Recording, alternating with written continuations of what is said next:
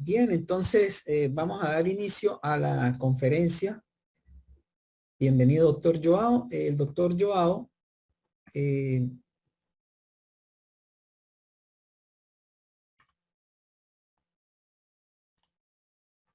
es doctor en educación matemática por la Universidad de Georgia, Estados Unidos, del año 84, siendo profesor catedrático de didáctica de la matemática del Instituto de Educación de la Universidad de Lisboa.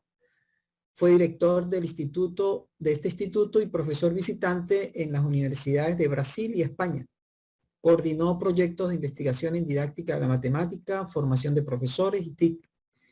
Ha dirigido más de 45 tesis de doctorado y 89 trabajos de maestría.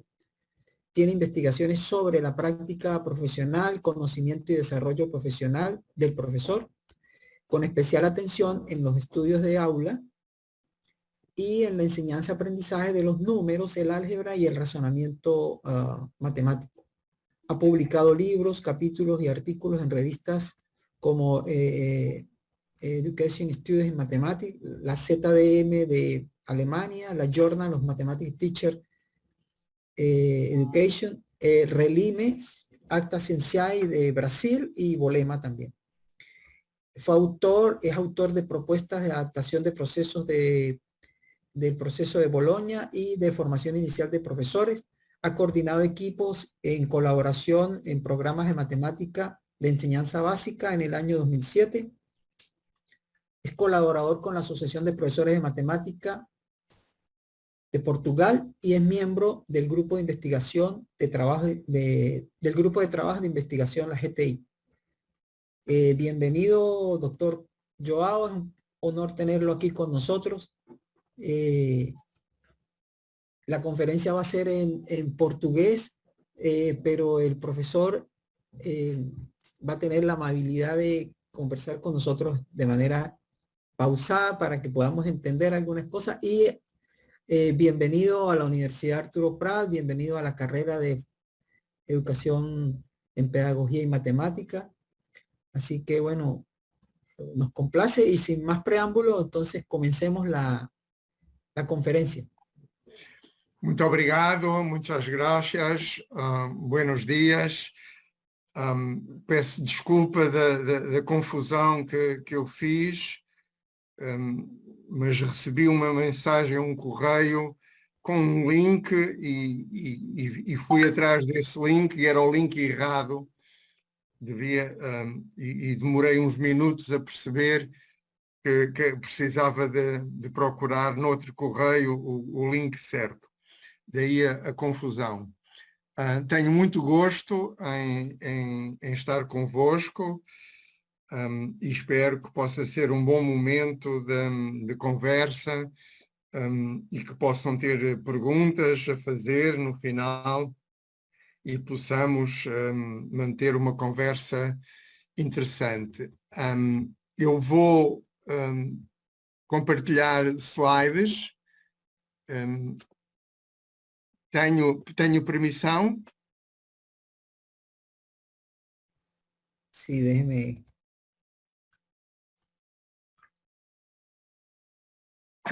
Ora bem. Então,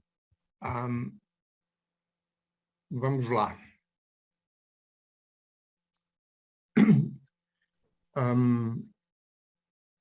Estudos de aula em castelhano, o estúdio de classe é uma área que temos trabalhado bastante na nossa universidade.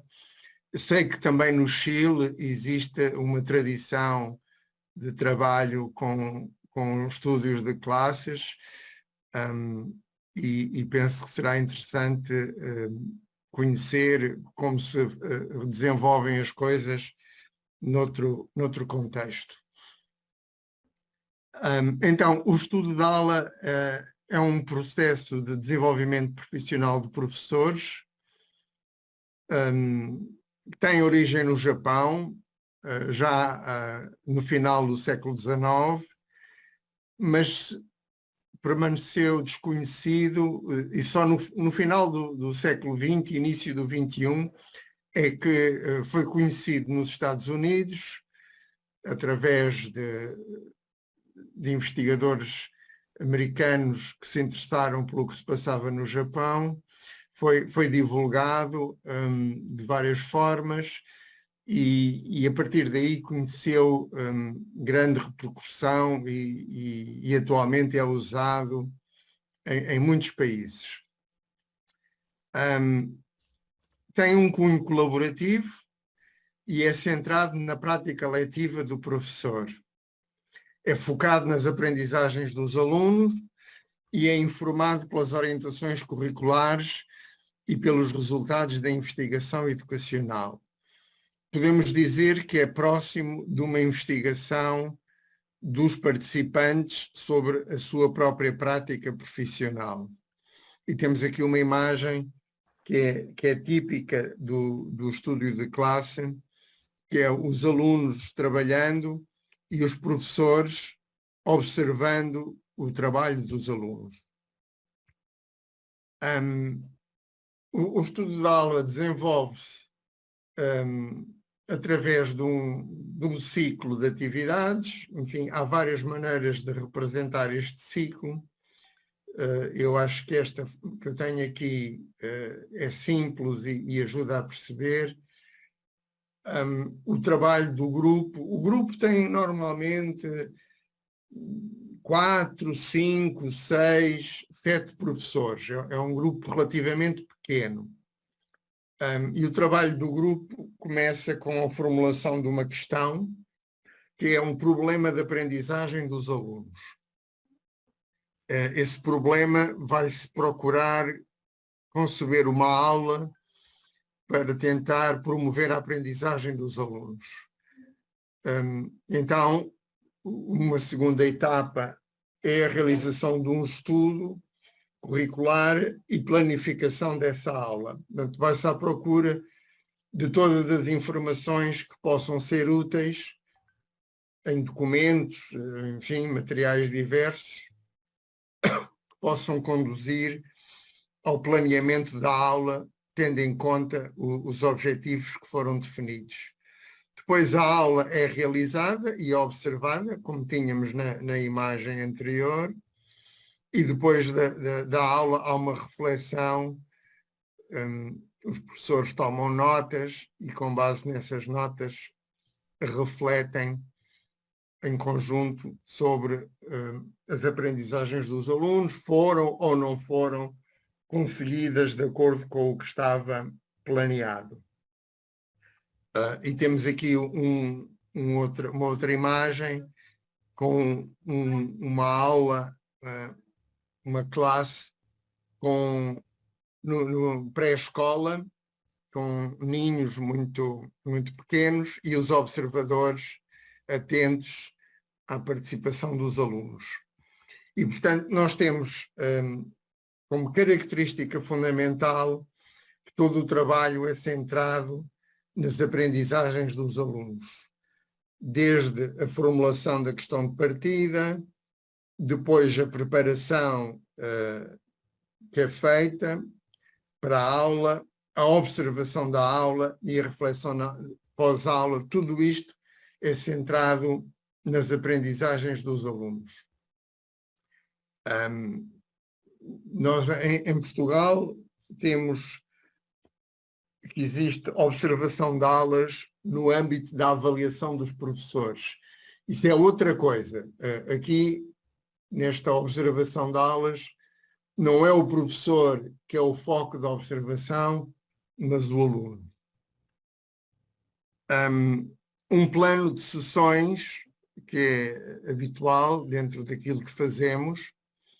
A primeira sessão é a apresentação e o planeamento do estudo da aula. Depois, várias sessões para aprofundar o conhecimento do tópico e planear a aula. Depois há a aula, que é observada, e várias sessões para refletir sobre a aula e preparar a divulgação. É muito importante poder fazer uma divulgação da experiência. E nós temos feito estudos de aula no jardim de infância, com crianças de 4, 5 anos. Depois, no ensino básico, que está dividido em ciclos, primeiro ciclo, segundo, terceiro. No ensino secundário, no Brasil se chama ensino médio, e também no ensino superior, na universidade, em disciplinas, assinaturas de matemática de primeiro ano de universidade. Muitas vezes, quando fazemos este estudo de aula, é no âmbito também de uma investigação académica, de mestrado ou de doutorado, mais frequentemente de doutorado, e, portanto, há uma investigação que é feita, e aí há uma recolha de dados utilizando diário de bordo, gravação áudio das sessões, gravação vídeo da aula, reflexões escritas dos professores participantes e entrevistas. E investigamos diversas questões. Estamos a falar com professores em serviço. Também temos uma pesquisa feita com futuros professores, que é diferente, tem outras questões. Mas com professores em serviço, perguntamos, por exemplo, qual a perspectiva dos professores sobre as tareas a propor aos alunos. De que modo trabalham essas tarefas na sala de aula? De que modo os professores encaram as dificuldades dos alunos na resolução das tarefas e as estratégias, por vezes imprevistas, dos alunos. Os professores identificam processos de raciocínio nos alunos e entre esses processos de raciocínio destacamos em especial generalizações e justificações. Perguntamos como é que os professores organizam uma aula que promove a aprendizagem dos alunos e dentro dessa aula um aspecto que damos particular atenção é como os professores planeiam e conduzem as discussões coletivas, os momentos de discussão que se podem organizar na aula. E temos aqui um exemplo feito com alunos de 8 anos, num estudo de aula, em que nós perguntámos aos professores o que é que seria o tópico que seria interessante de procurar selecionar para o estudo de aula, e pensávamos que os professores iam indicar algo relacionado com números e operações, divisão, multiplicação, subtração, enfim, há operações que levantam muitos problemas, mas não, os professores disseram que queriam estudar como é que podiam ensinar o conceito de ângulo. Não estávamos nada à espera, foi uma surpresa para nós, nem estávamos nada preparados, porque sobre números e operações tínhamos conhecimento de algumas pesquisas sobre a geometria neste nível, não tínhamos, mas fomos estudar, fomos ver e vimos que no currículo dizia que a primeira abordagem ao conceito de ângulo é distinguir o ângulo agudo, o ângulo reto e o ângulo obtuso. E então a decisão foi organizar uma aula para promover a aprendizagem destes conceitos, destes 3 conceitos. Fizemos uma pesquisa sobre o que é que poderiam ser tarefas interessantes e alguém descobriu uma tarefa que foi ligeiramente adaptada e que é esta que aqui está. Tendo em conta, e são apresentados exemplos do ângulo agudo, ângulo reto, ângulo obtuso, perguntamos, descobre se é possível construir um quadrilátero com as características definidas em cada situação e registra as soluções encontradas. Os alunos já conheciam quadriláteros, isso já tinham tido em aulas anteriores. E, portanto, um quadrilátero sem ângulos retos, com ângulo reto, 2, 3, com 3 ângulos obtusos, 4, com 3 ângulos agudos, 4 ângulos agudos. E os alunos trabalharam em pares durante algum tempo a tentar investigar estes 8 casos. E ao fim de algum tempo, ainda nem todos tinham acabado, mas isso é sempre assim, é preciso passar à fase de partilha de soluções. Os alunos começaram a apresentar no quadro as suas respostas. E, portanto, alguns alunos não conseguiram responder a todas as questões, mas todos conseguiram fazer alguma coisa. Todos conseguiram sucesso parcial, respondendo corretamente a algumas alíneas da tarefa. Diversos alunos verificaram que os casos F e H eram impossíveis. O F, um quadrilátero com 4 ângulos obtusos, e o H com 4 ângulos agudos.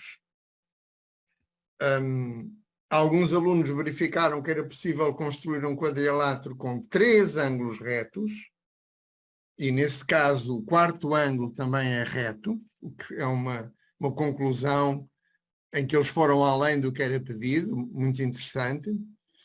Alguns alunos verificaram que nos outros casos de possibilidade era necessário associar ângulos agudos e obtusos, não é?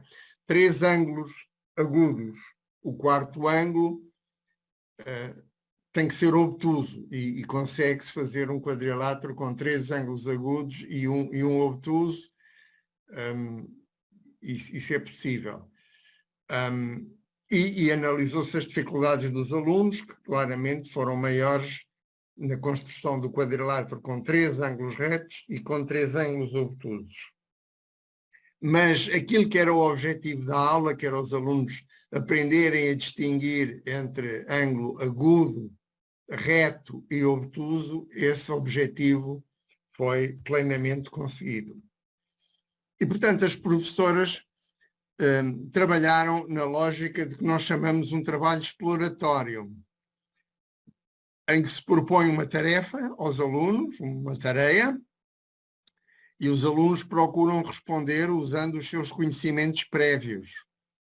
E, ao mesmo tempo, estiveram atentas às estratégias e dificuldades dos alunos. As professoras conduziram a comunicação na sala de aula, de modo que os alunos pudessem apresentar o seu raciocínio aos colegas e justificar as respostas. Este é um exemplo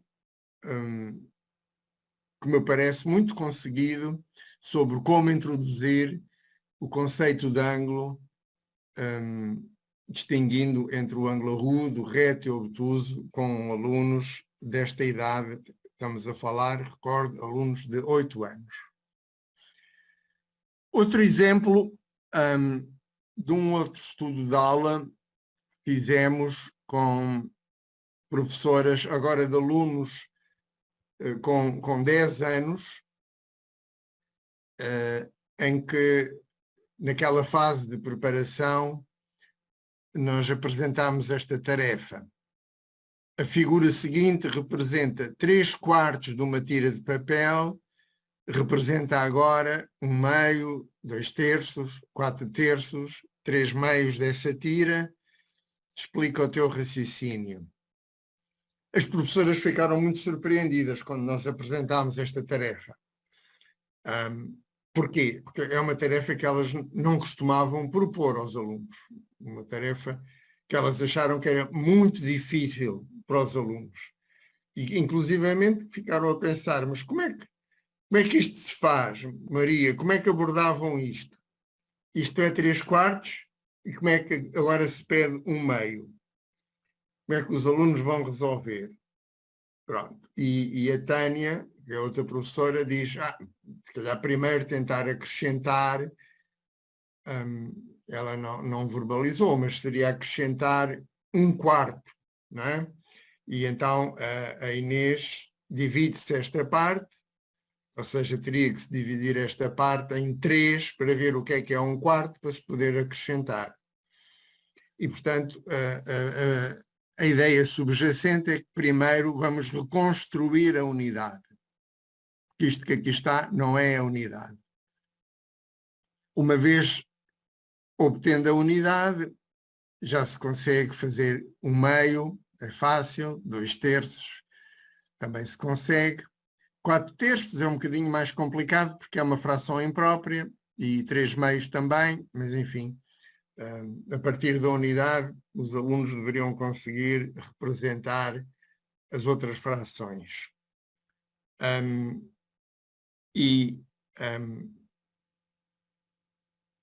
Nós colocámos às professoras a ideia. Antes disso, a Maria diz lá, os alunos olham para esta tira e dividem logo em 4. E provavelmente tem muita razão. Os alunos estão habituados, veem 3/4, é para dividir em 4. Nem pensam muito bem. Mas é exatamente, temos que dar aos alunos tarefas em que eles tenham que pensar. E nós sugerimos às professoras, por que não experimentam fazer com os vossos alunos? As professoras ficaram muito preocupadas, que achavam que os alunos não iam conseguir fazer, mas nós encorajámos e elas então apresentaram nas suas turmas. E para surpresa delas, houve alunos que conseguiram fazer. Claro que nem todos, muitos não conseguiram, mas houve alunos que conseguiram. E quando há alunos que conseguem, eles podem apresentar a sua resposta e explicar aos colegas. Não é preciso ter numa aula todos os alunos a conseguirem fazer e ter que estar à espera que todos façam. São coisas que não é necessário. É necessário que os alunos trabalhem, que eles se envolvam no trabalho, e depois aqueles que conseguem fazer apresentam e discute-se as soluções. Outra tarefa, pergunta, será que 2/4 é igual a 8/16? E este aluno respondeu sim. A pergunta era uma pergunta de sim ou não, ele respondeu sim, e está certo. Mas acrescentou 0,5 igual a 0,5, que é uma justificação. Nós não pedíamos a justificação, mas o aluno justificou. Como é que o aluno justificou? Justificou fazendo uma mudança de representação. 2/4 é 0,5, 8/16 é 0,5, e, portanto, temos duas quantidades que são iguais a uma terceira, são iguais a 0,5 e, portanto, são iguais entre si.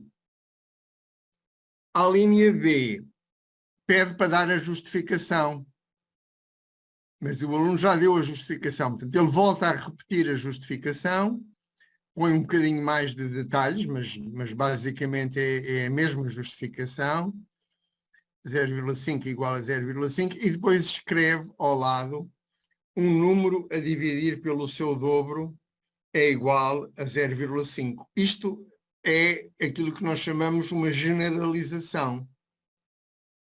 É uma afirmação geral, uma afirmação que é verdadeira para qualquer número. E, de facto, está certo, é uma generalização verdadeira. Não foi pedido a generalização, mas o aluno apresentou a generalização. Isto é um exemplo de uma turma em que os alunos estão habituados a fazer justificações e generalizações, que são aspectos muito importantes do raciocínio matemático, e nós introduzimos estas discussões na preparação da aula, no trabalho que fizemos com estas professoras. E, portanto, as professoras a discutir reconheceram aqui há uma justificação, mas depois na outra já tem aqui uma generalizaçãozinha, que não é para todos, diz a Tânia, exatamente, responde a Joana, que é a formadora. Outro exemplo, são dadas duas frações, A sobre B e C sobre D, e se tivermos que A menor que C, portanto, o numerador A menor que o numerador C, e o denominador B menor que o denominador D, será que a primeira fração é mais pequena que a segunda? É uma pergunta que é preciso pensar. E os alunos estiveram a investigar e há aqui um aluno que responde não. Porque, e dá um exemplo. 7 a dividir por 4 é 1,75 e 5 a dividir por 2 é 2,5. Ou seja, 5 a dividir por 2 tem numerador e denominador mais pequenos do que 7 quartos e, no entanto, a fração é maior, é 2,5. E, portanto, não é verdade. E a Tânia, uma das participantes, reconhece que é uma justificação, ou seja, um contra-exemplo.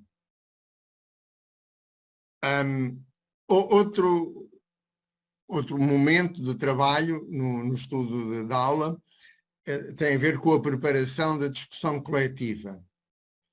Nós temos aqui uma tarefa em que pedimos aos alunos para dobrar uma tira de papel e demos a tira de papel aos alunos. Dobra a tira de papel em 2, 4, 8 partes iguais e representa de diversas formas as partes que obtiveste. Os alunos, quando receberam esta tarefa, ficaram confusos principalmente com esta questão representa, que é uma coisa que nós não tínhamos imaginado que ia causar confusão, mas causou confusão. Eles representam, não sabiam bem o que era representa. Foi preciso ali um momento, nós dizemos, de negociação de significado sobre o que é representar. E então eles perceberam e começaram a representar e foram falando uns com os outros e foram fazendo várias representações. Temos aqui a resposta do grupo A e do grupo B. Vamos ver primeiro o grupo B, que se vê melhor. Eles puseram, digamos, representaram pictoricamente, representaram a tira e depois metade da tira, é uma representação. Escreveram metade, que é outra representação. Escreveram um meio, 1 a dividir por 2, 50%, 0,5. Está tudo muito bem. E o grupo A fez a mesma coisa. Depois, dobrar em 4 partes iguais, eles escreveram quarta parte, 1 quarto, 1 a dividir por 4, 25%, 0,25. Está certíssimo. Mas o grupo A fez a mesma coisa, mas enganaram-se. Escreveram mal em numeral decimal. Em vez de escreverem 0,25, que foi o que o grupo B fez, eles escreveram 0,4. Isto é um erro muito comum. Ter a fração 1 quarto e, ao passar para o numeral decimal, escrever 0,4. Eles fizeram este erro. Depois, ao passar para um oitavo, o grupo B escreveu oitava parte, 1 oitavo, 1 a dividir por 8, 12,5%, 12,5%. Aqui erraram. Deviam ter escrito 0,125. Escreveram 12,5%. O grupo B também errou aqui nesta parte do numeral decimal. O grupo A fez oitava parte, 1 oitavo, 1 a dividir por 8, 12,5%, está certo. Já tinham errado no numeral decimal e agora ainda erraram mais, porque escreveram 0,8. Ou seja, em vez de dividirem por 2, multiplicaram por 2. Portanto, se eles tivessem dividido por 2, dava 0,2, percebia-se, estava errado, mas o erro vinha da anterior. Bom, escreveram 0,8. E a pergunta que colocámos às professoras foi, seria de começar a apresentação de trabalhos e a discussão coletiva, apresentando a resposta do grupo A ou do grupo B. E pronto, isto deu uma discussão muito animada, e a Tânia disse que escolheu o B, porque é o que está mais correto, matematicamente é o que está mais correto. E a Inês é o que tem melhor apresentação e a nível de escrita também está melhor. A Francisca contrariou, achando que era de valorizar mais o grupo A. Também se tem de chamar a atenção destas, diz ela, pegar pelos erros. Na minha perspectiva, não é dizer que isto está errado, não é inferiorizar as crianças, não é nada disso. É tentar ver os erros e esclarecer o maior número de alunos para aqueles erros, porque não são só estes que vão fazer este tipo de leitura, há muitos mais na turma que vão fazer exatamente o mesmo tipo de coisa. Se eu pegar logo no que está certo, quase que padronizo aquilo tudo e não tiro a ideia, a concepção que está por trás da tal metade, não é? E, de facto, a minha posição é mais de acordo com a Francisca. É melhor começar pela resposta que tem mais erros. Porque se a gente começa por uma resposta que está certa, a partir daí todas as outras têm erros e, portanto, vai ser a desvalorizar os alunos. Se a gente pega numa resposta que tem erros e que tem coisas certas, pode valorizar as coisas certas e discutir os erros. E depois ver outra que tenha menos erros, desejavelmente outros erros, por aí fora, e terminar com a resposta que está certa. Certamente é bom que seja apresentada no final. E estas professoras falaram da colaboração profissional. Isto no fim do trabalho que fizeram no estudo de aula. Porquê? Porque eram 5 professoras, 3 delas eram muito antigas na escola, já estavam professores com mais de 60 anos, e conheciam-se muito bem, conversavam um pouco, mas não faziam, digamos, grande colaboração entre elas. E as outras 2 professoras, que eram novas, estavam à parte. Sentiam-se muito ainda desintegradas. Tinham chegado nesse ano, eram professoras já com 30 e alguns anos, mas ainda com contratos anuais e que foram colocadas nesta escola. O que acontece é que, com o trabalho que nós começámos a fazer, reuniões, 2 reuniões por mês, com muita discussão, resolvendo tarefas, discutindo situações, como aquelas que eu mostrei, e isto criou um ambiente entre as professoras completamente diferente e em que elas começaram efetivamente a colaborar entre si, não só no estudo da aula, mas no dia a dia, e criou-se um ambiente completamente diferente entre estas 5 professoras, que eram as 5 professoras da escola, não havia mais professoras. E portanto, foi uma situação muito interessante de mudança do ambiente dentro da escola. As tarefas que eu apresentei são tarefas que se inserem naquilo que eu chamo a abordagem exploratória. E o que é esta abordagem exploratória? Os alunos trabalham em tarefas nas quais não têm um método de resolução imediato. Para as resolver, têm de construir uma estratégia usando conhecimentos prévios. Tem a oportunidade para construir ou aprofundar a sua compreensão de conceitos, procedimentos, representações e ideias matemáticas. E, portanto, assumem um papel ativo na interpretação das questões, na representação da informação e na concepção e concretização de estratégias de resolução. E são chamados a apresentar e justificar os seus raciocínios e questionar os colegas. O professor, em vez de ensinar diretamente procedimentos e algoritmos, mostrando exemplos e propondo exercícios para praticar, propõe um trabalho de descoberta e promove momentos de negociação de significados, argumentação e discussão coletiva. Negociação de significados, como foi aquele caso do representa de diversas maneiras, mas o que é isso do representa? Portanto, enquanto numa aula usual o professor começa a explicar o conceito, aqui não.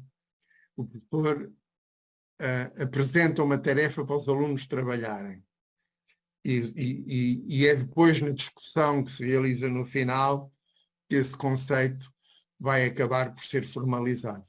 E, portanto, esquematicamente, a aula tem 3 fases. Tem uma primeira fase que é a introdução da tarefa, uma segunda fase que é o trabalho dos alunos, trabalho autónomo, pode ser em pares, em grupo, individual, e depois a discussão que termina com a síntese final. E, portanto, em vez de haver uma explicação inicial, há uma síntese final feita pelo professor, e é aí que é formalizada a aprendizagem, a nova aprendizagem que foi objeto de atenção nesta aula. E, portanto, nós temos aqui um processo formativo em que está envolvido o conhecimento didático, que é mobilizado, tem a ver com o currículo, a inserção do tópico no currículo, as orientações curriculares, capacidades e competências a desenvolver nos alunos, identificação de conhecimentos prévios dos alunos e articulação com as tarefas anteriores, diagnóstico das possíveis dificuldades dos alunos, o que é que podem ser as possíveis dificuldades, que é importante ser capaz de prever, bem como as estratégias que os alunos podem usar, ações que o professor pode realizar durante a aula, questões, perguntas que pode fazer em diversos momentos aos alunos e avaliação das aprendizagens. Este é um processo de trabalho que tem muito a ver com a investigação. E, portanto, enquanto que o conhecimento didático são questões fundamentais da prática letiva, aqui temos uma investigação que é uma investigação sobre a prática. E esta investigação tem a formulação de uma questão de partida, como eu apresentei mais atrás, tem um trabalho aprofundado de preparação, que é feito, um estudo, todo um estudo, em que se vai procurar ver o que é que pode ser a melhor solução para promover a aprendizagem dos alunos. Depois há a aula de investigação, que corresponde ao momento de recolha de dados, e há a análise dos dados recolhidos, que é a reflexão pós-aula, e a divulgação da experiência, que é a divulgação de resultados. E, portanto, o que nós temos aqui é, no fundo, uma pequena investigação sobre a prática que é feito pelo grupo de professores participantes. Vamos ver aqui algumas professoras que participaram em estudos de aula. São professoras que trabalharam com alunos de 10, 11 anos. E uma professora, a Ana, relativamente às tarefas, o trabalho que foi feito com as tarefas, ela diz, gostei dessa parte. Sim, pronto, é boa a tarefa, está boa realmente. Mas não, vamos sempre melhorar. Isso foi muito bom. acho que nos fez pensar um bocadinho. Sim, eu acho que nunca mais vou olhar para as tarefas da mesma forma, isso é certo. Portanto, esta professora traduz aqui o trabalho de aperfeiçoamento das tarefas que foi feito e que ela percebe que foi muito importante. E continua a sua reflexão. É claro que eu acho que preciso melhorar muito, porque isto é tudo uma questão de aprendizagem, é na prática que nós melhoramos. Eu, como já disse, apliquei já algumas tarefas, mas não desta forma como foi feita aqui. E deixou-me aqui este gostinho, sim, deixou-me aqui este gostinho, porque eu já sempre ouvi as minhas colegas falarem das tarefas e do trabalho que se pode fazer com as tarefas, mas realmente nunca tinha feito um trabalho como fiz este ano. Portanto, reconhece aqui aprendizagens relativamente ao trabalho a fazer com as tarefas. Outra professora do mesmo grupo fala das aprendizagens dos alunos. Achei que esta matéria ficou melhor sabida do que outras onde nós temos outra dinâmica. E os alunos gostaram do trabalho e não se distraíram muito por nós termos lá mais pessoas a assistir à aula, não é? E o engraçado é que depois eles já diziam: quando é que nós vamos fazer mais trabalhos de grupo? E na avaliação final, quando os alunos fazem a avaliação do projeto de turma e no ponto de sugestões para o próximo ano, uma das sugestões era fazer mais trabalhos de grupo, porque pelo que vi este ano, estes trabalhos fazem com que os alunos fiquem mais empenhados. Portanto, eu acho que isto teve um impacto bastante positivo nas aprendizagens dos alunos. Outra professora fala também do impacto dos alunos e diz: eles superaram as expectativas. Eles superaram. Eu não estava à espera. Eu estou a ser honesta. Eu nunca fazia com eles este tipo de atividades e, portanto, eles deram uma lição que é: eu sou capaz de fazer mais coisas do que aquilo que tu pensas. Fiquei até envergonhada de mim própria, porque eu pensei: meu Deus, é que eles deram-me uma lição. Disseram: nós fizemos coisas ou somos capazes de fazer? Eles foram capazes de comunicar matematicamente? Foram. Foram capazes de fazer conexões? Foram. Coisas que eu nunca estimulei e que se calhar é inato neles e que é fundamental nós estimularmos. Foi uma lição para mim que eles me deram. Aqui a professora faz uma reflexão interessante que tem a ver com isto das expectativas que o professor tem em relação aos alunos, que muitas vezes são expectativas limitadas, como naquele caso que eu apresentei, que as professoras achavam que os alunos não conseguiam fazer aquela tarefa que tinha a tira, que era 3/4, mas depois verificaram que de facto houve alunos que foram capazes. E esta questão das expectativas que os professores têm em relação aos alunos é uma questão sobre a qual esta professora Patrícia faz uma reflexão muito interessante. Duas professoras fazem o seu balanço geral.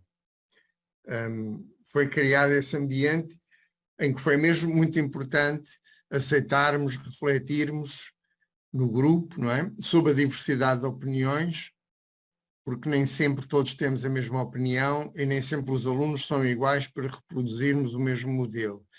E foi mesmo muito importante a segunda reflexão em conjunto, mais uma vez porque estas diferentes opiniões, quer das colegas, quer da formadora, são pertinentes, porque muitas vezes vão de encontro, no meu caso específico, a fragilidades minhas. E se olhar para as novas aprendizagens essenciais, que é o currículo atual em Portugal, é muito interessante fazer a ligação com o estudo de aula. E aprendi muito mais do que o que eu poderia pensar. Temos, portanto, aqui diversos desafios que são parte do trabalho que se realiza no estudo de aula.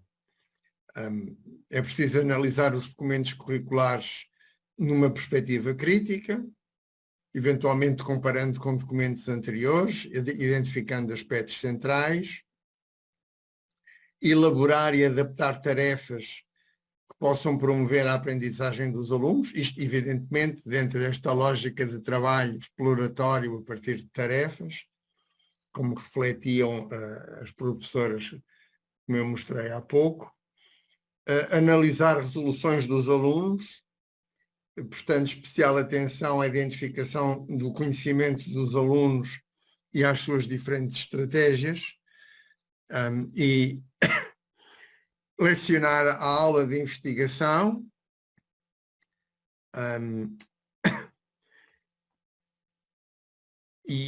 portanto, seguindo a abordagem exploratória, dentro desta abordagem exploratória, conduzir a discussão coletiva. Nós em Portugal temos uma coisa que tem algo a ver com a discussão coletiva, que é a correção do exercício. O professor dá um exercício para resolver e depois faz-se a correção do exercício. Eu já vi aulas em que a correção do exercício é um aluno vai ao quadro, escreve a solução e o professor diz, está certo, podes sentar. Está feita a correção do exercício. A discussão coletiva não é nada disto, não é? Temos que ter a resposta do aluno, a resolução, mas depois é preciso discutir os diversos passos, a sua justificação, eventuais erros, e, portanto, correção do exercício e discussão coletiva são coisas bem diferentes. Um outro desafio é observar a aula de investigação e refletir sobre o trabalho realizado pelos alunos e conceber e planear aulas, recolher dados nas aulas e analisá-las em conjunto com outros professores. Estes desafios são desafios que emergem do processo formativo e que são novos para os professores que trabalham nestes estudos de aula que nós temos feito. E então não há aprendizagens profissionais dos professores, há certamente diversas aprendizagens. Os professores percebem a necessidade de propor tarefas, promovam a compreensão de aspectos importantes dos tópicos curriculares. Vimos aqui tarefas do conceito de ângulo e tarefas relacionadas com o número racional. Vimos que os professores desenvolvem a sua capacidade de analisar dificuldades dos alunos, aprendem a identificar e valorizar as estratégias dos alunos e ver que muitas vezes os alunos são capazes de fazer muito mais do que aquilo que eles esperavam, ultrapassar as expectativas dos professores, compreendem as funções das diversas representações, percebem como se pode analisar o raciocínio dos alunos, identificam oportunidades de generalizar e justificar,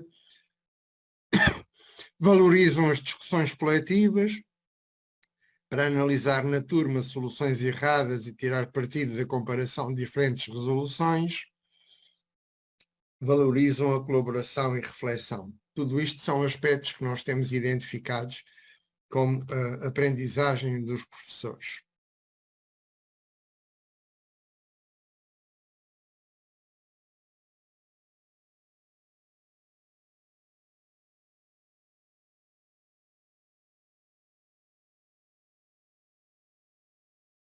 Vocês perguntam, mas não há problemas?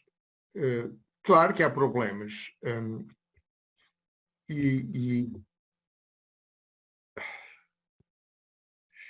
E esses problemas surgem, por exemplo, logo com estranhezas que os professores sentem e que perguntam. O problema dos observadores. Grande número de observadores na aula não perturba os alunos que se vão distrair e que se comportam de forma exibicionista? A nossa experiência, isso não acontece.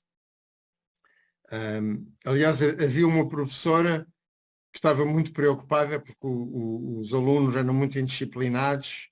Ela estava muito preocupada com o que poderia acontecer na aula que nós fomos assistir. Mas o que se passa é que os alunos foram impecáveis, estiveram magníficos, não houve problema nenhum naquela aula.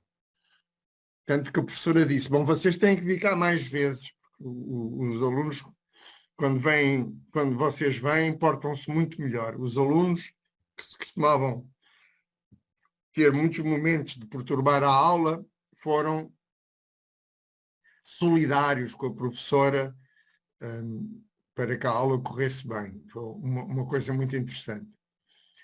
Outra questão que os professores perguntam, tanto trabalho para analisar a aprendizagem de um só tópico. De facto, nós estamos a analisar a aprendizagem de um só tópico. E na formação que os professores costumam frequentar, percorrem uma série de tópicos. Aqui há um só tópico. Porquê? Porque o foco não está no tópico, no sentido de aprender muitas coisas de matemática. O foco está na didática. Como é que nós organizamos uma aula para promover a aprendizagem? Aqueles aspectos da didática que eu apresentei. E temos que percorrer todos os aspectos da didática. E, portanto, isto é um trabalho, do ponto de vista da didática, é muito rico. Se o objetivo é aprender muitas coisas de matemática, aí vai ser preciso fazer outra coisa. Não é com estudos de aula que nós vamos lá. Depois, outra pergunta, se o professor que dá a aula não é avaliado pelos colegas e pelos outros observadores. E de facto, o foco da aula não é a observação do professor, é a observação dos alunos. E, portanto, não há essa preocupação de avaliação do professor. Os professores sentem estranheza, é natural. Quando nós não conhecemos uma nova atividade que nos é apresentada, estranhamos, é perfeitamente natural. Os professores sentem estranheza e nós procuramos responder a essas questões e envolvê-los no trabalho com atividades interessantes, de maneira que eles possam sentir também desafiados e ter que pensar. Há diversas condições que são necessárias para que o estudo da aula funcione, horários compatíveis por parte dos professores participantes, de maneira que o grupo possa funcionar, e tem sido possível conseguir estes horários. Mais complicado é a aula de investigação, mas, enfim, os professores por vezes trocam aulas com outros colegas, organizam-se, e se não forem todos assistir, vão alguns e arranja-se maneira dos outros terem conhecimento do que se passou. É preciso que os professores tenham disponibilidade para trabalhar com colegas, para investir no seu desenvolvimento profissional, para criticar de forma construtiva, observar e ser observado. Os professores têm que ter uma certa disponibilidade. Neste estudo de aula em que eu mostrei aqui a opinião de várias professoras, houve duas professoras que no fim da primeira sessão, no fim da sessão, comentaram uma para a outra: nós vamos desistir, que isto vai dar muito trabalho. Os professores não estão habituados a que a formação dê muito trabalho. A formação é para ser um momento agradável, que o professor vai lá, assiste, ouve falar, de vez em quando dá uma opinião, tudo muito tranquilo. Não é para ser um momento de trabalho intenso. E de facto, estas professoras perceberam que ia ser uma formação 10 sessões ou 12 sessões, de facto, trabalhosas, com bastante trabalho. Mas, enfim, não desistiram, ficaram até ao fim, envolveram-se, começaram a gostar do trabalho e depois, no fim, reconheceram que a formação do estudo de aula foi muito proveitosa e no próximo ano querem participar outra vez no estudo de aula. E, portanto, esta disponibilidade dos professores para trabalhar com colegas, para investir no seu desenvolvimento profissional, para criticar de forma construtiva, observar e ser observado, é um aspecto muito importante que é preciso desenvolver nos professores. E pronto, e é preciso que haja alguém que seja capaz de conduzir o trabalho, preparando as sessões, de maneira que o trabalho seja realmente um trabalho produtivo. E pronto, vemos assim que o estudo de aula é realizado num contexto colaborativo, combina momentos de trabalho estruturado com momentos de trabalho exploratório dos professores participantes, conjuga conhecimento proveniente da investigação com o conhecimento experiencial dos professores, favorece o desenvolvimento do conhecimento do professor, sobretudo o conhecimento didático, favorece a capacidade do professor aprender a partir da sua prática em conjunto com os colegas. E, portanto, o estudo de aula tem potencialidades para promover o desenvolvimento profissional dos professores sobre questões relativas à aprendizagem dos alunos e ao seu ensino, tem potencialidades para favorecer o desenvolvimento de uma cultura profissional que valoriza a colaboração, reflexão e investigação sobre a prática e promover o desenvolvimento de uma prática profissional promotora de uma aprendizagem mais efetiva, ou seja, do sucesso dos alunos.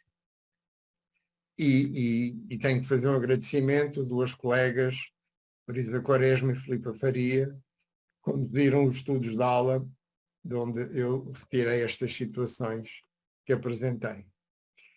E agora fico na expectativa das questões que queiram colocar. Sí, muchas gracias, doctor Joao, por la conferencia. Vamos a pasar ahora al ciclo de preguntas y respuestas. Ya aquí en el chat hay algunas preguntas. Por aquí en el chat comenta el profesor Jairo. Bienvenido, profesor Jairo. Dice, en el estudio de clase se profundiza o se investiga sobre la conducción de la clase o sobre el objeto matemático en estudio.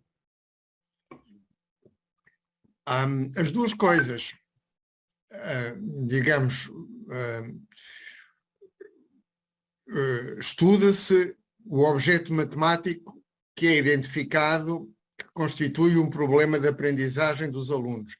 Mas esse objeto matemático é investigado do ponto de vista como ensinar aos alunos esse conceito ou esse procedimento. Não é? O nosso objetivo é promover a aprendizagem dos alunos desse objeto matemático e, portanto, a condução da aula para promover a aprendizagem visada. E, portanto, as duas coisas estão completamente ligadas, não há que diferenciar uma ou outra.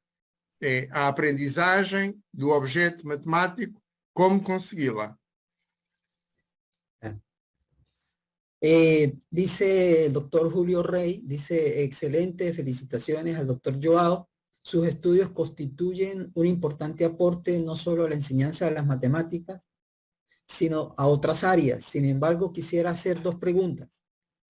¿De qué manera adecuar los razonamientos utilizados en estudios de ciencias sociales? Y si se extrapola esta investigación a un ámbito universitario, ¿los resultados serían similares? Muito bem, muito obrigado também pelas perguntas. Vou começar pela segunda pergunta, do âmbito universitário. Nós estamos agora conduzindo um trabalho, que é uma doutoranda, Ranuzi Neves, que está estudando no ensino universitário. Eu penso que o estudo de aula na universidade tem alguns aspectos semelhantes, mas tem muitos aspectos diferentes, porque a cultura profissional do docente universitário é uma cultura profissional distinta.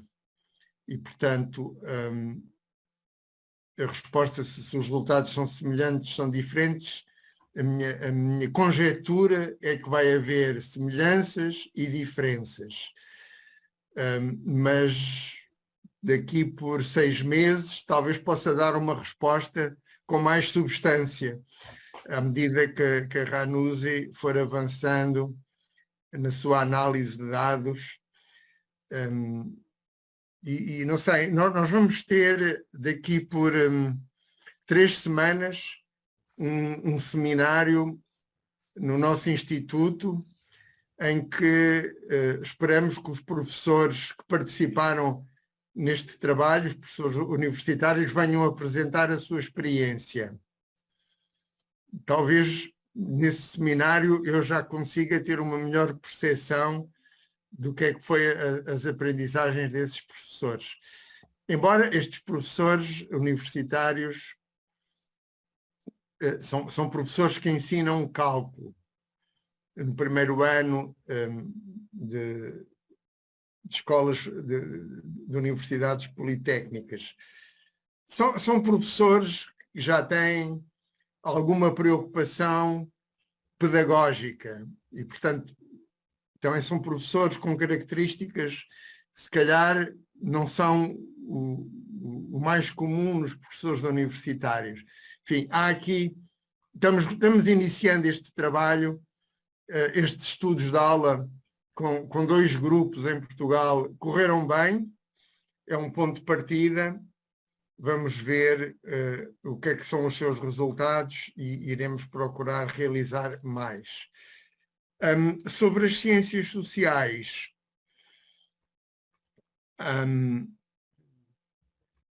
eu penso que nas ciências sociais há uma didática das ciências sociais que eu não conheço e imagino que será a partir da didática das ciências sociais que temos que organizar a aula e que temos que organizar o trabalho com os professores. E, portanto, eu penso que terá que ser um trabalho bastante diferente, porque imagino que a didática das ciências sociais será bastante diferente. Eu tenho ideia de uma aula no campo das línguas, feita no Japão, em que se procurava que os alunos tivessem aprendizagens significativas no campo do domínio do inglês, era a aprendizagem do inglês como língua estrangeira para alunos japoneses, e de facto a didática que está ali é uma didática muito diferente da didática da matemática. Eu imagino que nas ciências sociais também seja bastante diferente, mas existem estudos de aula feitos em ciências sociais. Eu acho que pesquisando no Google com Lesson Study, Social Science, será possível identificar algumas experiências e ver o que é que têm feito. Claro. Por aquí aparece una salutación. El profesor Freddy González, bienvenido, profe. Dice un cordial saludo a nuestro amigo Joao. Dice, siendo que el énfasis es en lo didáctico, ¿cuáles aspectos en términos de las competencias matemáticas de los alumnos pudieron ser apreciados en el estudio? Pois, depende da aula, não é? No caso de que eu apresentei, o conceito de ângulo, o que estava em causa, principalmente, era distinguir ângulo agudo, ângulo reto, ângulo obtuso, que era um conhecimento de conteúdo muito claro. Depois houve ali algumas competências de representação que estiveram involucradas, porque os alunos tinham que lidar com a representação dos ângulos e com a representação dos quadriláteros. De uma maneira geral, nós valorizamos muito as competências ligadas às representações. Viram naquele exemplo da tira, dobra uma tira de papel em 2, 4, 8 partes, várias representações. Na outra, do 3/4 da tira de papel, também com várias representações. Valorizamos bastante as representações e o raciocínio, o razonamento. São competências que nós achamos que são muito importantes e que podem ser preparadas neste trabalho e que nós valorizamos muito. Mas possivelmente haverá outras competências que também podem ser dadas atenção. Muchas gracias, profe. Por aquí, Denise pregunta, ¿recomendaría centros educativos de aplicación o centros seleccionados aleatoriamente? ¿Cree que estas condiciones deben ser controladas o comunes en este tipo de experiencias para favorecerlas? Eu recomendo que este trabalho seja feito com professores voluntários. E isso acho que é muito importante. Porque, como eu disse, há estranheza de muitos professores relativamente a este trabalho. E se os professores sentem que vai ser uma coisa trabalhosa, que vai requerer muito da parte deles, podem começar com uma atitude negativa relativamente a todo o trabalho e as coisas podem correr muito mal. E, portanto, para que este trabalho corra bem, eu acho que tem que ser apresentado aos professores, enfim, de uma maneira simpática, mostrando como é que vai ser, procurando que eles se aceitem participar, mas de uma forma cuidadosa. E, portanto, eu acho que selecionar aleatoriamente centros pode ser, mas depois é preciso perguntar se estão interessados ou não, e se não estão interessados, muitas graças, hasta lá vista, e vamos procurar outras pessoas que estejam interessadas. Isto só funciona quando as pessoas, quando os professores estão dispostos, de facto, a envolver-se no trabalho. Cuando está de alguna manera relacionado con el proceso reflexivo de la práctica, de su práctica. Doctor, usted un poco el público que tenemos en este momento y para efectos de las próximas visualizaciones que van a tener este video, porque va a quedar grabado, va a ser objeto de alguna manera de reflexión por parte de nuestros estudiantes de la Universidad Arturo Prat. Y la pregunta va por ese lado. Este ciclo de los 4 momentos que usted plantea en su trabajo de investigación, definición del objetivo de aprendizaje, planteamiento de planeamiento de la clase, observación del aula y luego reflexión y balance final del proceso, ¿cree usted que es aplicable a las prácticas que desarrollan los estudiantes en su formación inicial? Sim, este mesmo tipo de trabalho pode ser feito com estudantes de formação inicial e nós temos feito é preciso, digamos, há algumas diferenças, porque, digamos, o trabalho tem que ser mais estruturado, porque não podemos contar com a experiência dos participantes, não é? Enquanto que os professores em serviço têm experiência que nós procuramos valorizar e mobilizar, aqui tem que ser feito a partir de propostas dos formadores. E, portanto, o trabalho é um pouco diferente, as relações são um pouco diferentes, porque há uma relação mais hierárquica entre o docente e os alunos, mas genericamente as fases têm sido feitas e nós temos feito várias experiências e com bons resultados e inclusivamente temos feito algumas investigações e publicado artigos relativos à formação inicial. E eu penso que na formação inicial é um trabalho muito proveitoso, vale muito a pena trabalhar com futuros professores, né? Na fase final da sua formação. Ya otra pregunta que de alguna manera está en el tapete. Usted está hablando sobre el uso de tareas matemáticas que promuevan el razonamiento matemático, la reflexión, el proceso de generalización, el proceso de descubrimiento de patrones. Entonces, un poco pensando en ello, ¿qué criterios utilizan se deben considerar para seleccionar las tareas?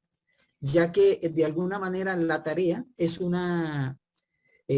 viendo la tarea es el elemento clave y es la que de alguna forma vincula la enseñanza con el aprendizaje.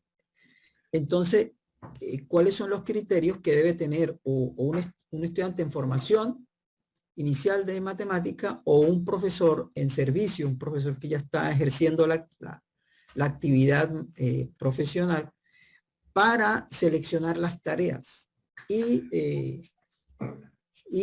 de alguna forma mirar cuáles son esos elementos que debe considerar el profesor o el estudiante para profesor de matemática para poder tener ese ojo clínico que le permita hacer una selección adecuada de la tarea en este caso?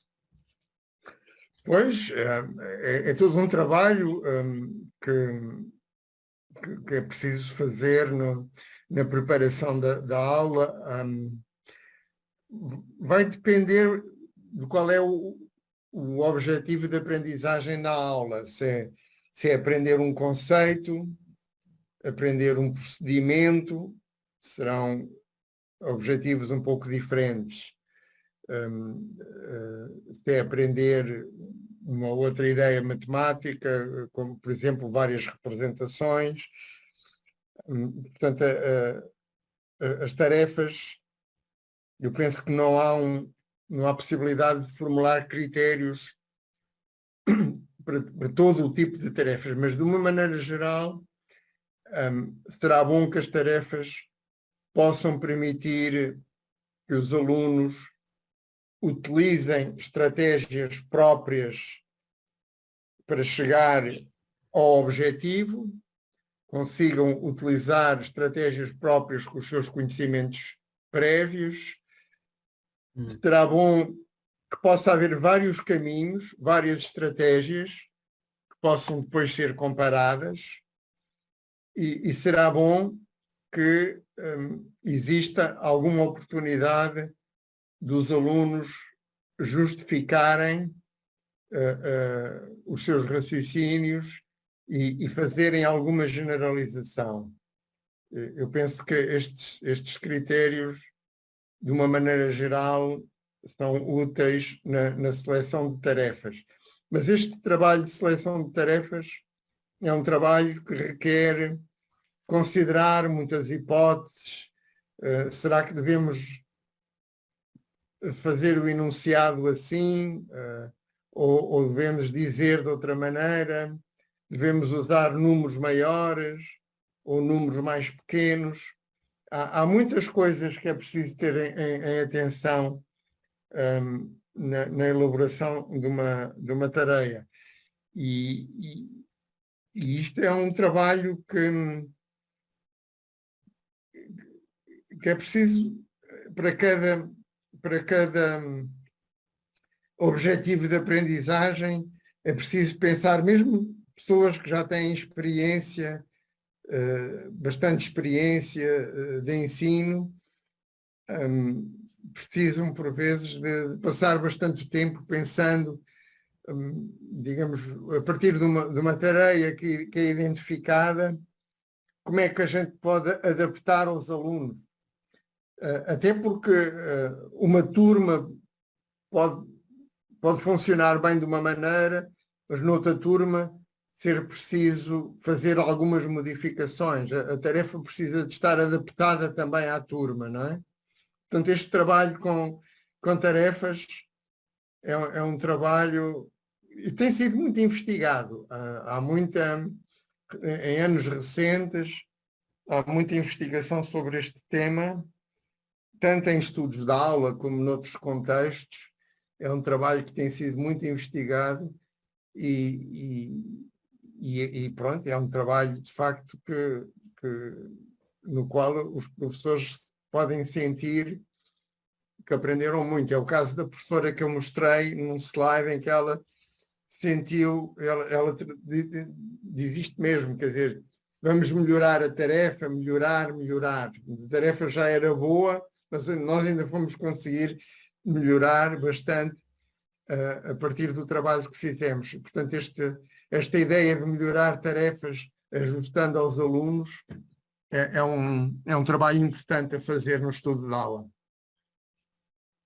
Claro, yo le comentaba y fíjese que de alguna manera, como usted lo dice, hay algunas investigaciones relacionadas con el diseño de tareas.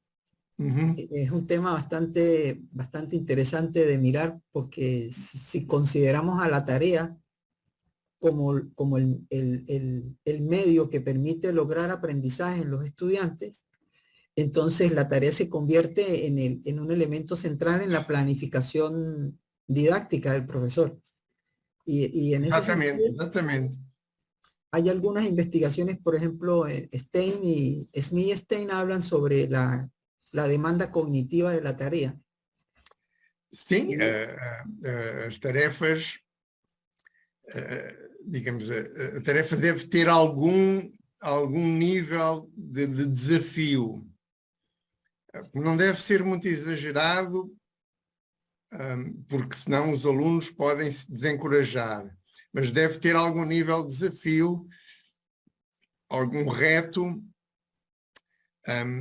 pois é dessa forma que se consegue um melhor envolvimento dos alunos, não é?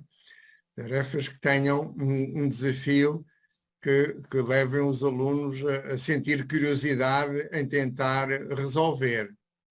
E, portanto, esse quadro de Stein, do nível cognitivo, é muito importante e nós utilizamos muito no nosso trabalho. Claro, usted en el año, casualmente hablando de las tareas, usted en el año 2003 escribió hizo una publicación sobre las dimensiones básicas que debe tener una tarea. Y habla, por ejemplo, una de ellas es el grado de dificultad de la tarea, la estructura de la tarea, Exacto. el contexto referencial y el tiempo requerido para la resolución de la tarea. Exacto. Y al mismo tiempo usted habla de ciertos, digamos, elementos que deben ser de alguna forma cruzados. Habla de la complejidad reducida, habla de la alta complejidad, de tareas abiertas o de tareas cerradas. Entonces habla del ejercicio, de la exploración, de la investigación y del problema. Entonces esos son elementos que podríamos utilizar de alguna forma para ir teniendo criterios más precisos en la selección de las tareas y luego la planificación de la misma para las clases. Sim, nós usamos essas ideias que funcionam bem e que ajudam a fazer uma reflexão sobre as tarefas. A parte mais importante, diria eu, que é o desafio. Haver algum desafio que surge tanto nos problemas como nas investigações. E de alguma maneira também pode surgir nas explorações. E, portanto, procuramos que esse desafio esteja presente. Mas depois há outras coisas também, como eu fui falando, a possibilidade de haver várias estratégias, várias representações. Enfim, a discussão sobre tareas é muito rica, muito interessante e vale a pena procurar. Bom, a ideia principal, Oscar, a ideia principal é esta ideia. Vamos propor tarefas para os alunos trabalharem.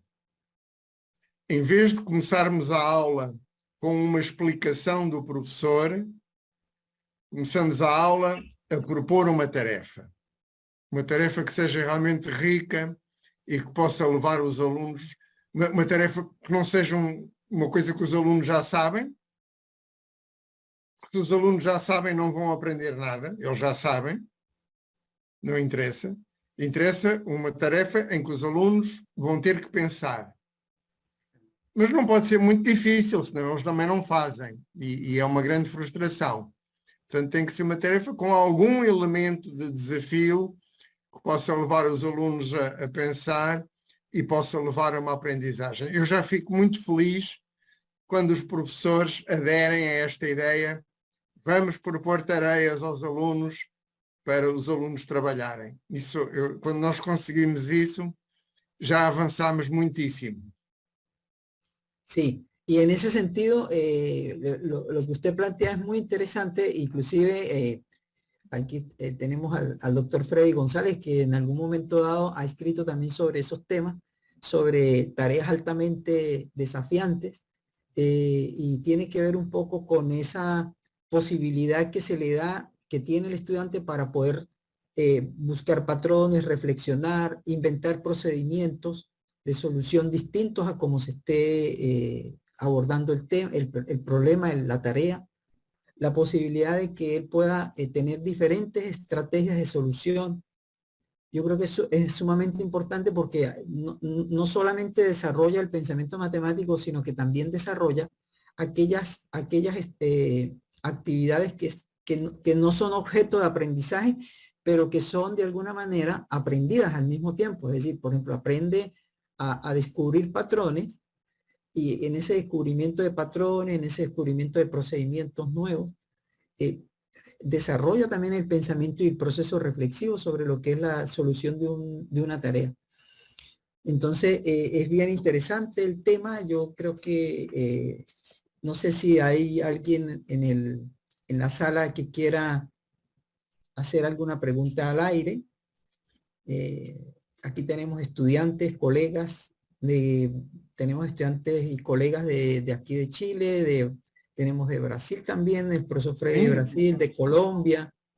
Venezuela, Freddy González, tenho muito gosto em reencontrá-lo virtualmente. Freddy,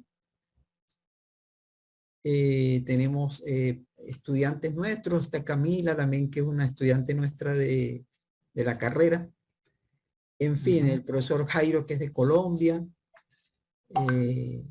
Y así, de Perú también tenemos, así que bueno, si hay algún comentario, conversemos con el profesor Joao, que gentilmente nos ha ofrecido esta conferencia en este momento.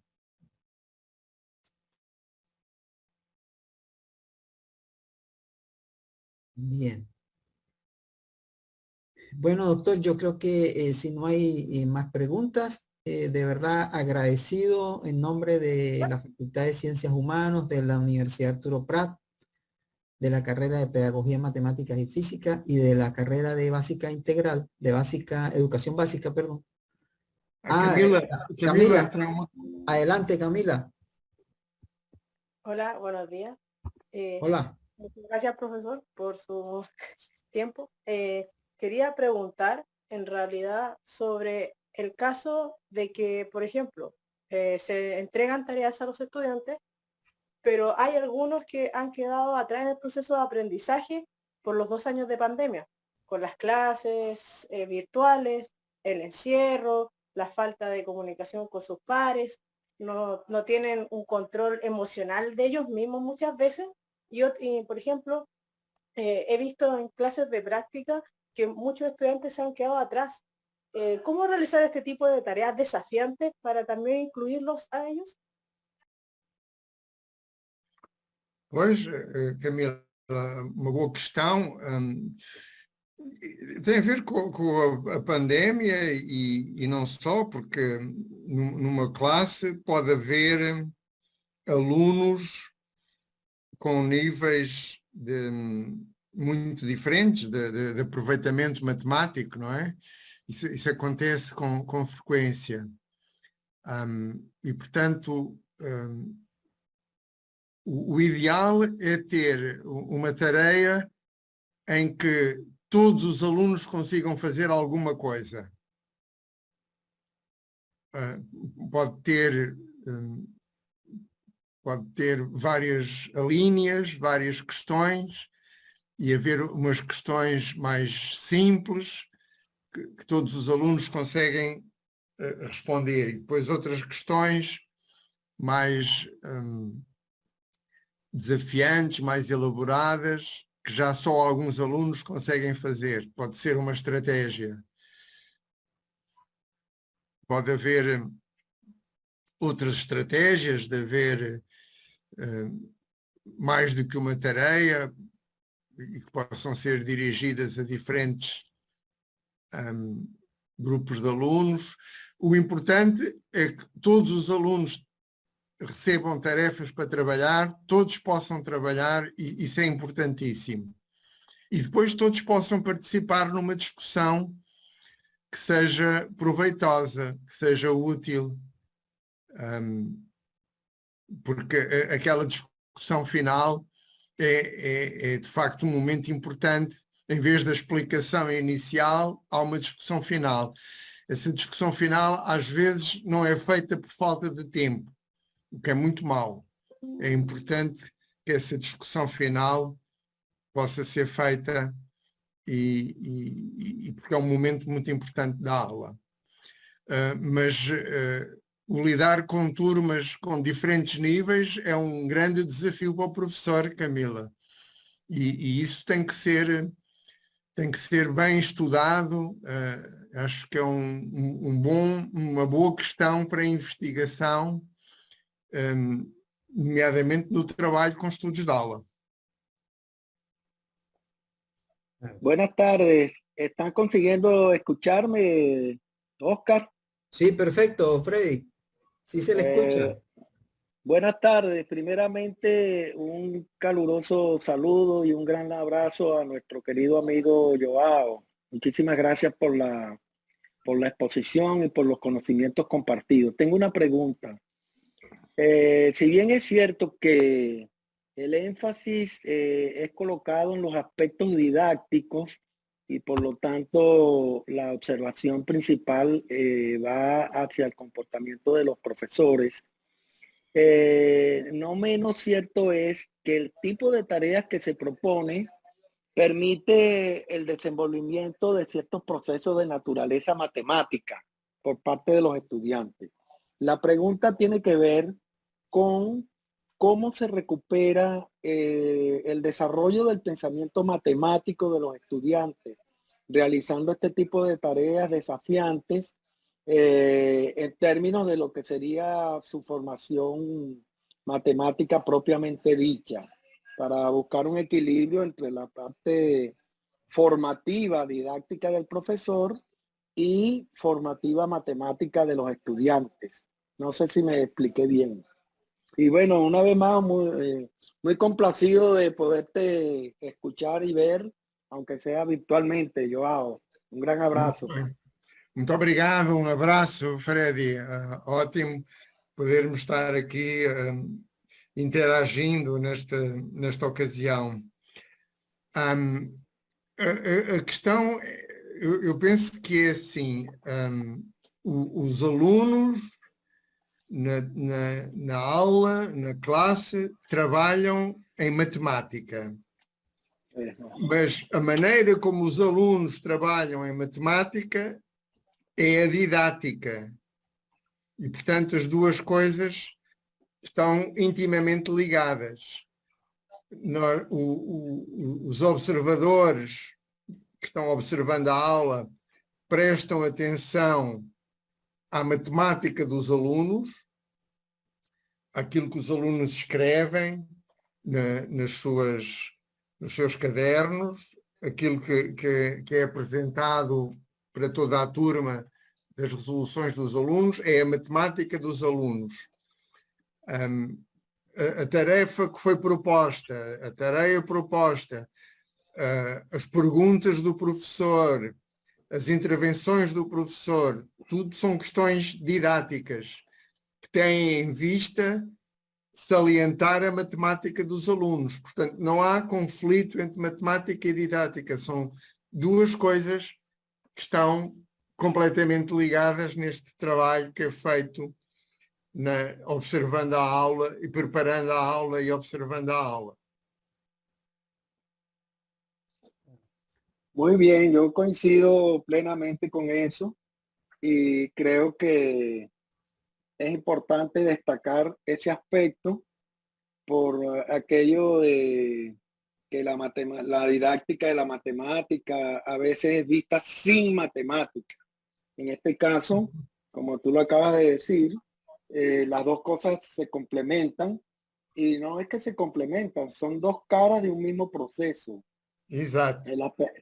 Es un proceso dialécticamente desarrollado entre la didáctica de la matemática y la matemática vista didácticamente, que creo que en el fondo del planteamiento hay algo de eso. Não sei se compreendi bem. É isso mesmo, Fred. A didática que aparece aqui não é uma didática abstrata, general, não.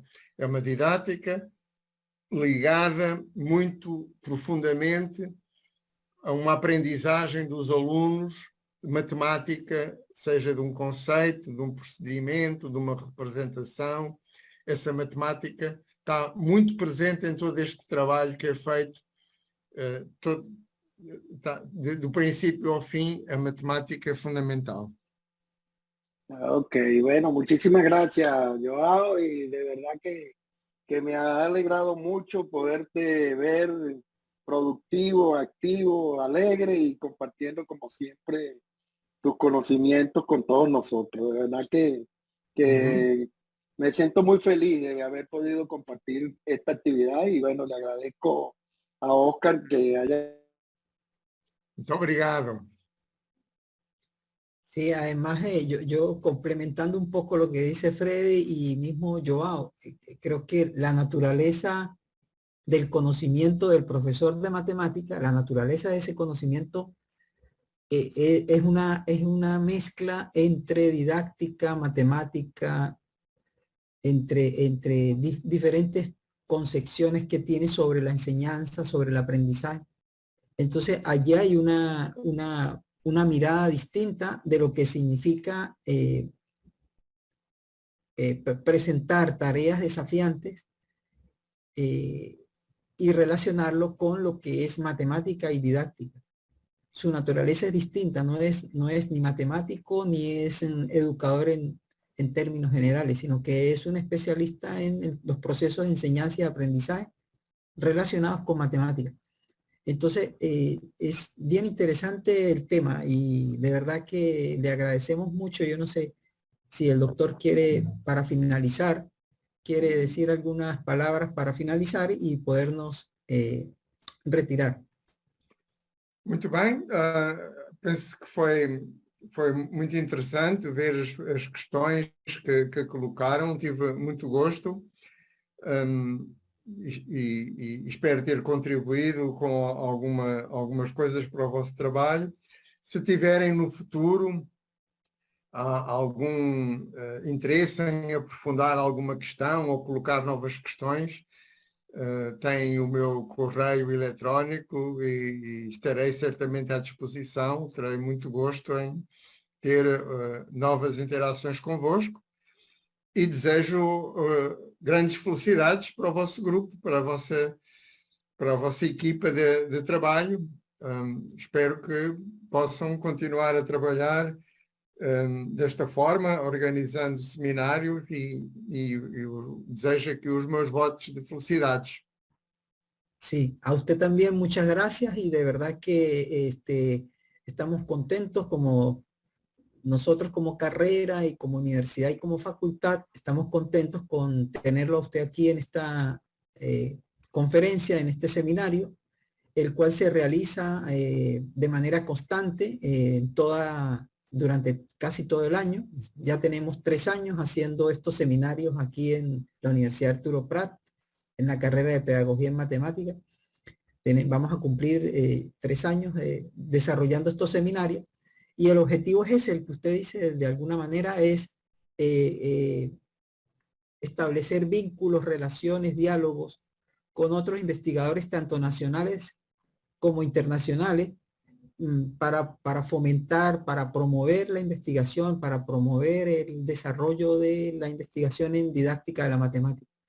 Así que estamos muy complacidos y agradecidos por su presencia en este seminario y contamos con la posibilidad de que en otras oportunidades podamos tenerlo de nuevo con nosotros y nos pueda dar luz y nos pueda iluminar con sus investigaciones y sus conocimientos, nos pueda ayudar a comprender estos procesos complejos de lo que significa aprender y enseñar